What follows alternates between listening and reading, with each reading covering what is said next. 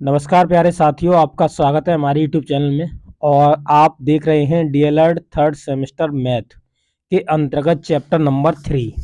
इससे पहले चैप्टर 2 तक आपके कंप्लीट करा दिए गए हैं, यानी चैप्टर 1 कंप्लीट हो चुका है, चैप्टर 2 कंप्लीट हो चुका है और आज चैप्टर 3 स्टार्ट होने जा रहा है। जैसा कि आप देख रहे होंगे, इस चैप्टर के अंतर्गत हम पढ़ेंगे घातांक। तो घातांक की अवधारणा को जानेंगे, उसके बाद हम पूर्णांक तथा परमेय संख्याओं को घातांक के रूप में लिखना सीखेंगे। तो ये सभी कुछ हम इस वीडियो के अंतर्गत देखेंगे। ओके, तो चलिए वीडियो को स्टार्ट करते हैं। और इसके जो रिलेटेड वीडियोस होंगे वो आपके आते रहेंगे, और उन सभी वीडियो को आप देख पाएँ इसके लिए आप चैनल को सब्सक्राइब कर लेना। ओके, चलिए चलते हैं, वीडियो स्टार्ट करते हैं। इसकी अवधारणाओं को समझने का प्रयास करते हैं कि इसकी अवधारणा है वो क्या अवधारणा है और किस तरीके से हम इसके क्वेश्चन हैं उन्हें डिस्कस करेंगे। तो देखिए, यहाँ पर मैं समझाता हुआ आपको चलूंगा ताकि आपको कोई दिक्कत ना हो। तो देखिए, घातांक की अवधारणा को जानेंगे कि हम जानते हैं कि जब ए को हम ए से मल्टीपल करते हैं तो ए स्क्वायर हमें मिल जाता है।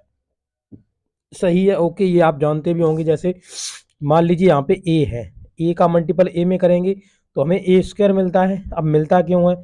तो देखिए, ए पे पावर 1 है, ए पे पावर 1 है।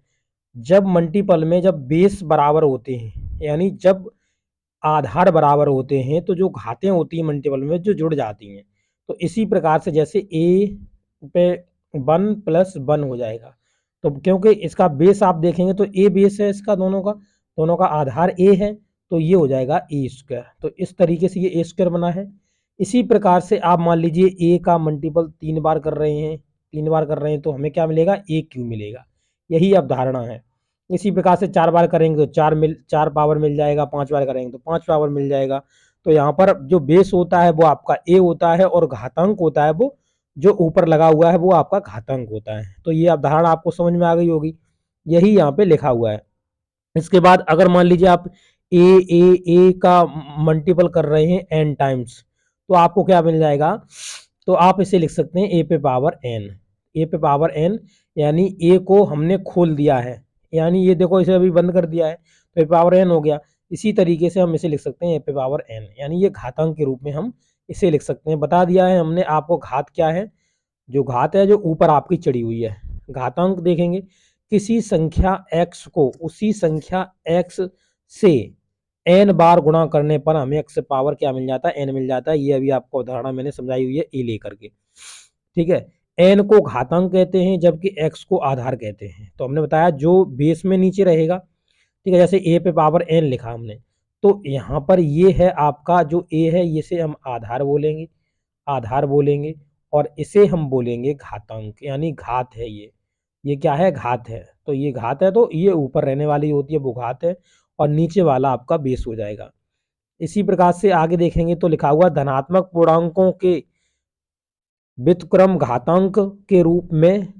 तो ये कह रहा है जो धनात्मक पूर्णांक होते हैं उनके जो व्युत्क्रम हैं उन्हें हम घातांक के रूप में कैसे लिखेंगे? यदि q से, देखिए लिखा हुआ है, यदि q से बड़ा कोई पूर्णांक हो तथा x और y दो परमेय संख्याएं हों, q से बड़ा कोई पूर्णांक हो, x y परमेय संख्याएं हों, तो x पावर q बराबर y, x पावर q बराबर y, या x पावर 1/q। यानी कहने का मतलब ये है, इनका मतलब जैसे x पावर हमने q लिखा, बराबर में y है।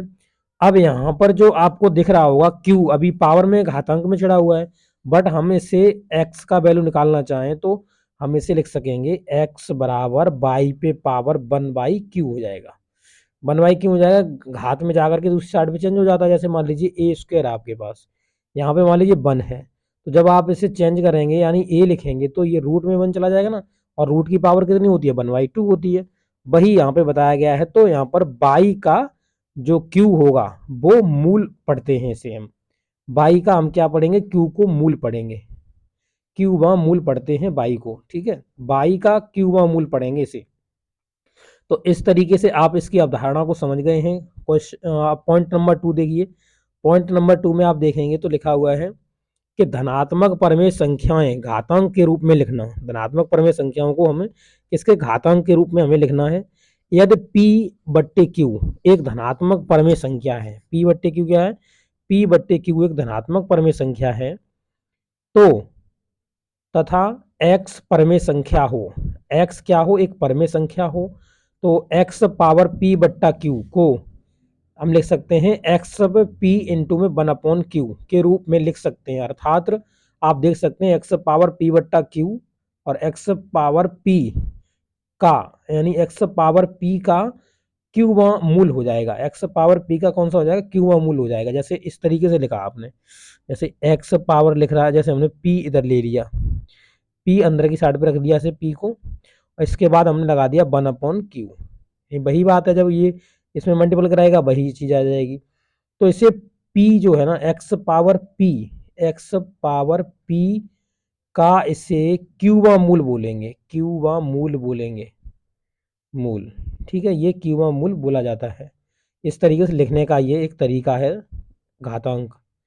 अब देखेंगे आगे घातांक के नियम। देखिए यहाँ पे, देखिए यहाँ से आपके लिए इंपॉर्टेंट पोर्शन चलने लगेगा।